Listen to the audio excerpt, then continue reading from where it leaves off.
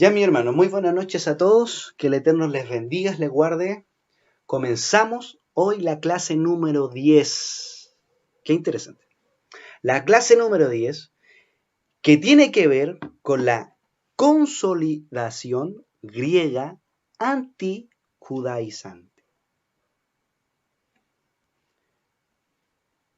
La consolidación griega antijudaizante. Vamos. Es importante que analicemos los siguientes versos. Y también que hagamos un pequeño feedback, un refresh, que hagamos una recordación, ¿verdad? Sabemos que la fe y el pilar fundamental del pueblo de Israel hasta el día de hoy tiene que ver con el monoteísmo. Esa es la fe del único Dios. Y no hay más que un solo Dios. Esa es la fe moniteísta y el pilar, fundamental que tiene el pueblo de Israel hasta el día de hoy. Y esta fe fue transmitida a los gentiles del primer siglo. Incluso el apóstol Pablo le enseñaba esta fe del único Dios a los gentiles. Y por ello vamos a analizar estos textos bíblicos que nos van a arrojar y a evidenciar, este pilar de fe monoteísta. Politeísta, sabemos, muchos dioses. Monoteísta, un solo Dios. Marcos 12 al 28 al 29 dice lo siguiente. Acercándose uno de los escribas, que los había oído disputar, y sabía que le había respondido bien, le preguntó a Jesús, le preguntó este escriba, ¿cuál es el primer mandamiento de todos? Jesús le respondió, el primer mandamiento de todos es, oye Israel, el Señor nuestro Dios, el Señor uno es. Aquí Jesús mismo muestra este pilar de fe del pueblo de Israel. Y lo menciona con este pasaje bíblico de cuál era el primer mandamiento, que es, oye Israel, el Señor nuestro Dios, el Señor uno es. O sea, se le dice esto en hebreo, Shema Israel, Adonai Echad. Así se le dice este pequeño Shema que incluso los judíos hasta el día de hoy repiten, reconociendo que el Creador es uno solo, es un Dios, ¿ya? Y Jesús fundamentaba esta su fe y está principalmente puesta aquí en Deuteronomio 6, del 4 al 5, donde dice, oye Israel, Jehová nuestro Dios, Jehová uno es, y amarás a Jehová tu Dios de todo tu corazón y de toda tu alma y con todas tus fuerzas. Aquí, en Deuteronomio, este mandamiento está involucrado en que uno debe reconocer que el Creador es uno solo. Y es lo que Jesús dice en Marcos, o sea, aquí lo estamos viendo muy claro. Muy claro. Jesús repite exactamente lo que aparecía en el mandamiento, en los 10 mandamientos, de que el Señor es uno. Y Jesús lo declara. Entonces, aquí vemos fuertemente este pilar de fe que Jesús tenía, que sabía que Dios es un solo Dios. Él es uno. ¿Ya? Y fue precisamente lo que el apóstol Pablo también enseñaba a los Efesios, en el 4 al verso 6. Y dice, un cuerpo y un espíritu, como fuisteis también llamados en una misma esperanza de vuestra vocación. Un Señor, cuando dice Señor se refiere a Jesús, una fe, un bautismo, un Dios y Padre de todos, el cual es sobre todos y por todos y en todos. Aquí el apóstol Pablo revela su pilar de fe monoteísta y lo establece muy claro. Un solo Señor, una fe, un bautismo, un Dios, un Padre, el Creador. ¿Ya? Es importante que entendamos esto, porque es la fe que el pueblo de Israel transmitía a los gentiles en el primer siglo. Cuando Dios, más bien cuando los judíos le enseñaban a los gentiles, ellos le enseñaban los 7 preceptos, le enseñaban los mandamientos y también le enseñaban esta fe monoteísta, de un solo Dios. Y aquí hay algo muy claro de lo que se vivía también en el primer siglo, el contexto histórico. Esto está en Hechos 17:23. Porque pasando y mirando, mencionaba el apóstol Pablo, vuestros santuarios, hallé también un altar en el cual estaba esta inscripción: al Dios no conocido, al que vosotros adoráis, pues sin conocerlo es a quien yo os anuncio. Esta inscripción que ve el apóstol Pablo en este altar que tenían los griegos, en otras palabras estaba tratando de decir: al Dios que no hemos conocido, a Él nosotros adoramos y respetamos y creemos en Él. Esto refleja el contexto y la historia del primer siglo, de que los griegos sin duda creían en muchos dioses. Amén. Y precisamente Jesús menciona esta fe monoteísta, ¿verdad?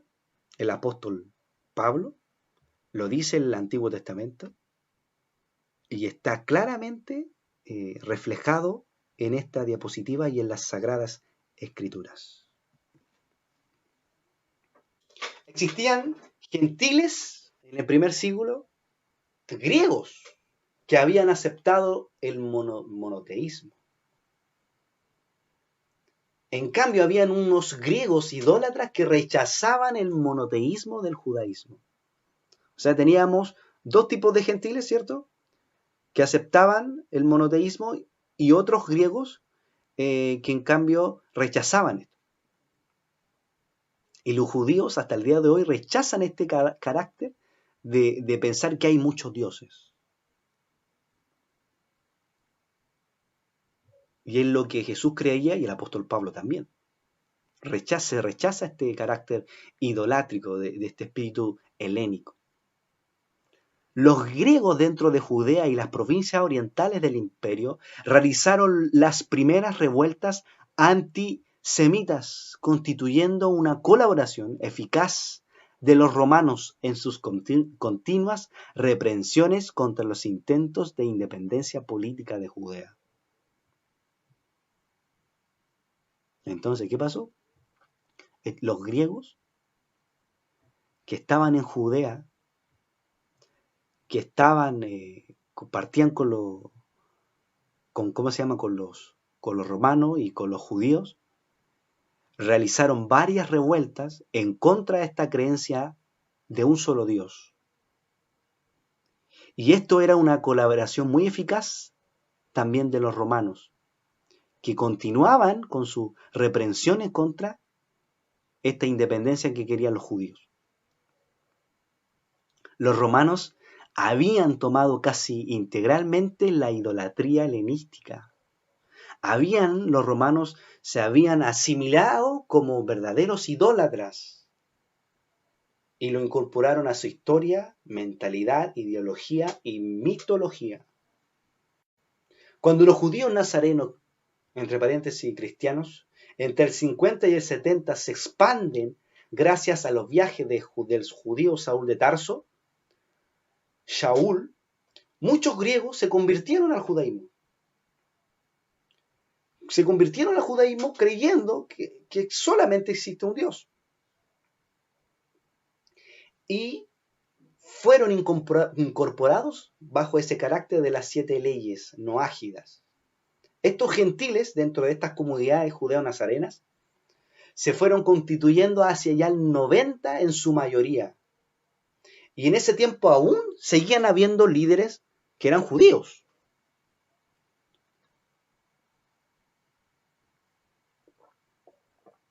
Y que estos líderes sin duda tenían una cultura mosaica y no de la gentilidad. En esta primera etapa, entonces, los judíos fueron los primeros elementos del nazareísmo. Ellos fueron los primeros, los judíos, que creían en Jesús en ese tiempo. En la segunda etapa, entre el año 50 y 80, el grupo inicial judío se transformó en una incorporación de ex-idólatras proveniente de los gentiles. Y ya hacia la década del 80, el cristianismo ya estaba en vía de formación constituida por un 50% de población gentil, noágida, nazarena. Ahora, en el contexto histórico de los emperadores y todo esto, el emperador Domiciano, entre el año posterior a este emperador, entre el año 81 y 96, que fue donde gobernó Domiciano, posterior a esto, los elementos noágidas nazarenos van superando a los originales elementos judíos del cristianismo. Y aparece una tradición, ya que la mayoría de los nazarenos eran gentiles. Estaban creciendo, estaban desapareciendo los judíos y estaban creciendo en gran manera los gentiles, que la gran mayoría también, valga la redundancia, eran griegos. Estos gentiles empezaron a incorporar a través de la observancia de las 7 leyes, que fue evidenciado en el Hechos de los Apóstoles capítulo 15 y decretado por este decreto donde incluían, ¿cierto?, a las 7 leyes noágidas. La única diferencia entre el judaísmo nazareno, cristianos, y los judíos no nazarenos, radicaba en el tema mesiánico. Este tema no constituía una barrera divisoria con el judaísmo oficial, que aceptaba en su seno a diferentes grupos mesiánicos judíos.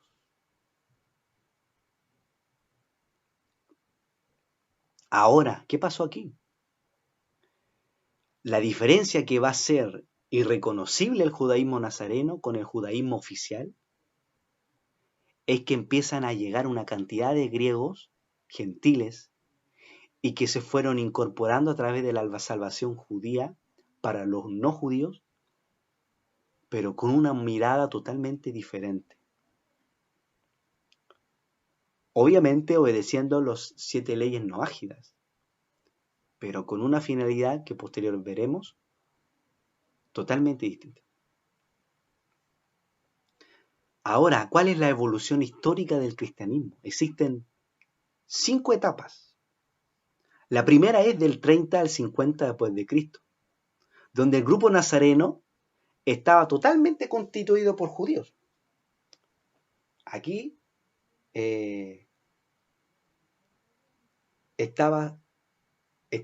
había muchos judíos y muchos líderes que netamente eran de esta cultura, donde hubo, podríamos decir que fue el mayor crecimiento y donde los judíos empezaron a compartir y enseñar, y los apóstoles igual empezaron a enseñar de la Torá, y fueron donde muchos gentiles se convirtieron al judaísmo y otros a las leyes noágidas.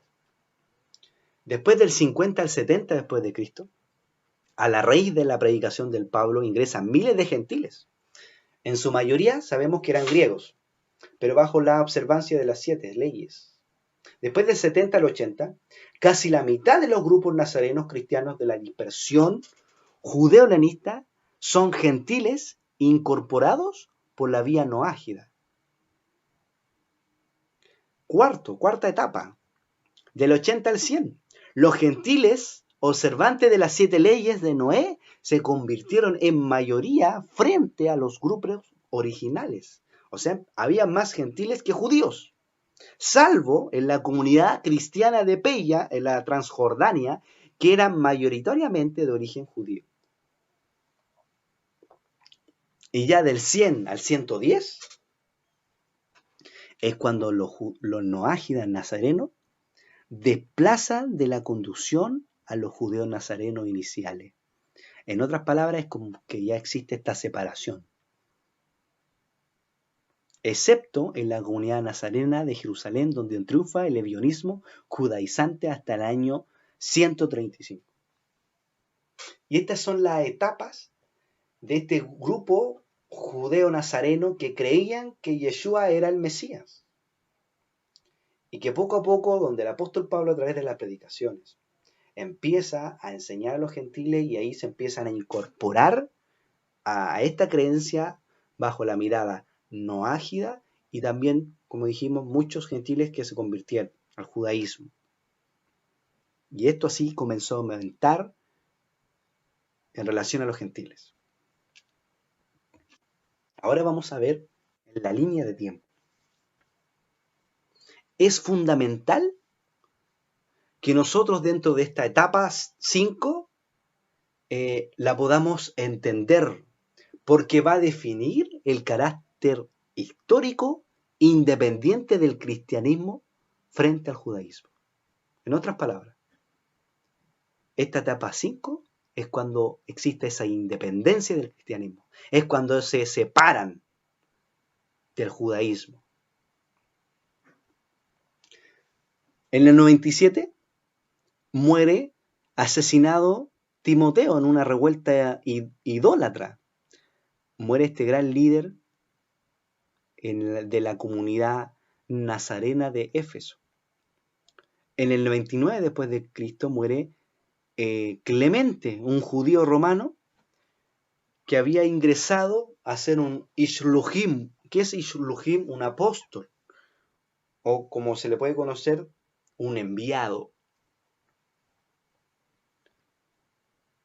Posteriormente lo sucede el cargo de Ishluhim San Evaristo. Y dentro del 99 al 100 después de Cristo, ¿no indica estos tiempos que los nazarenos de origen griego se desplazaron de los nazarenos de origen judío? En otras palabras, los griegos se separaron, los griegos gentiles que creían en el Eterno se separaron de los judíos. Ahora, dentro del 104 muere este querido apóstol Juan el Evangelista, el Yohanan el Shelías, el enviado, muere en el 104 y en el 107 muere Alejandro. Estos hombres eran uno de los personajes relevantes e influyentes en el primer siglo, porque eran obispos representativos para noágidas nazarenos. Ambos obispos, tanto como San Evaristo y San Alejandro, eran noágidas nazarenos. Estos eran provenientes de la gentilidad y lo más relevante es que eran de origen griego.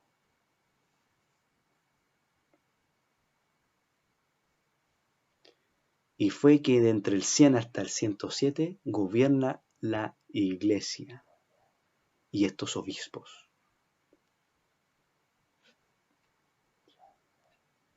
Ahora, implica que en la comunidad nazarena de Éfeso los nazarenos de origen griego toman la jefatura. O sea, ahora los gentiles griegos que habían tenido fe y que venían de esta creencia nazarena, creyendo en Jesús de Nazaret, toman ahora el liderazgo de la congregación y de las iglesias, de la gentilidad.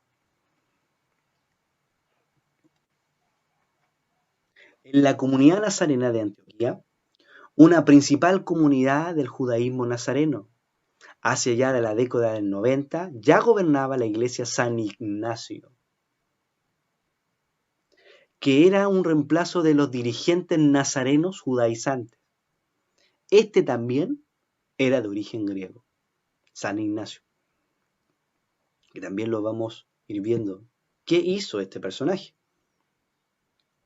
Esto nos lleva a visualizar, a entender que el nazareísmo, que había nacido esencialmente dentro del marco judío, fue desbordado por miembros provenientes del gentilismo no judío, a través del instrumento judío de las 7 leyes de Noé.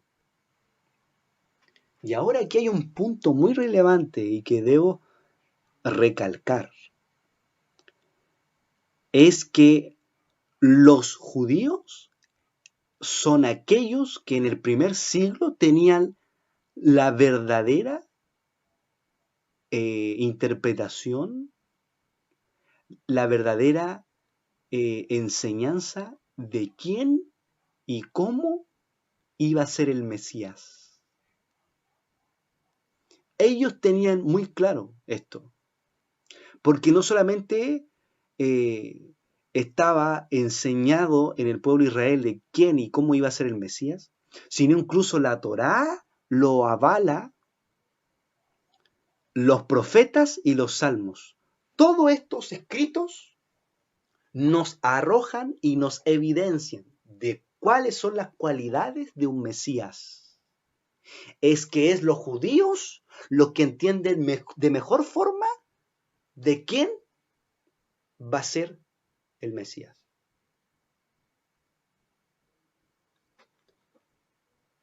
Entonces esta interpretación cristológica la tuvieron en su poder los nazarenos de origen judío.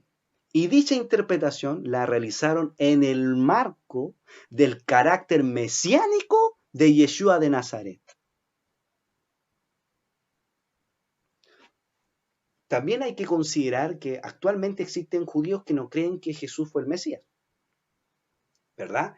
Pero los apóstoles que existieron, los discípulos de Yeshua, de esta escuela que tenía Yeshua, y todos los apóstoles y personas que él envió y enseñó,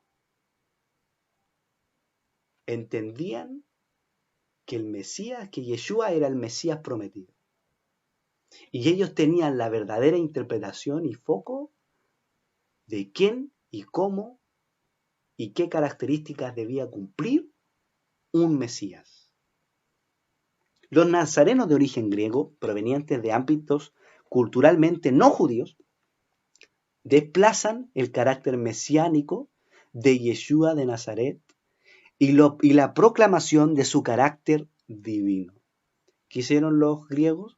Como tenían distintas creencias, distinta mentalidad y estaban muy helenizados, desplazan este carácter mesiánico de Yeshua y le dan un carácter divino, totalmente diferente de lo que era el foco judío. Es aquí lo esencial de estudiar la historia y la escritura juntamente. Y mientras el judaísmo oficial consideró hasta el año 107 a los cristianos como parte del pueblo judío, ese último desplazamiento realizado por noágidas nazarenos de origen griego, venga una inminente separación. Y es aquí donde queda consumada la división de estas religiones. Amén. Es que estos griegos gentiles le dieron un foco pagano a la identidad de Jesús y que hasta el día de hoy nosotros hemos heredado. Por eso es relevante que veamos estas clases porque nos va a ayudar a tener un concepto mucho más amplio de quién fue Yeshua. No por yo saber esto ahora quiere decir que yo no voy a creer en Yeshua, porque nosotros enseñamos de las clases de Yeshua, incluso nuestra escuela es de Torah y de Yeshua.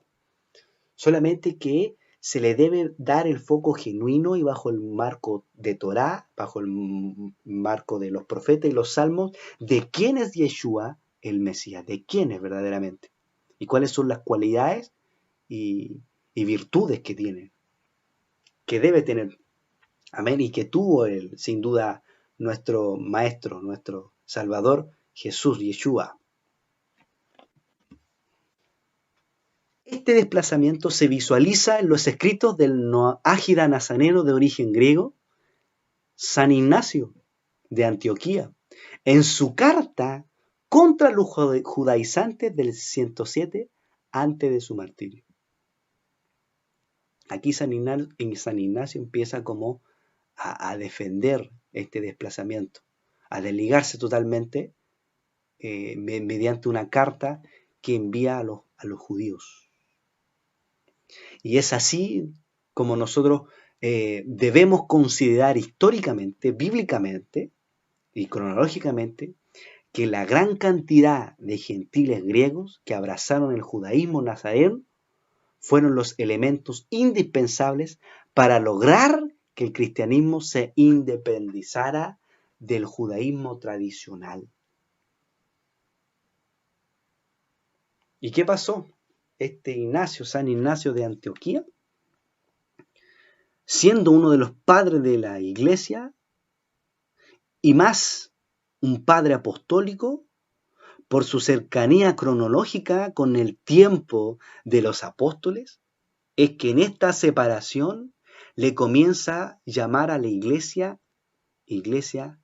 católica.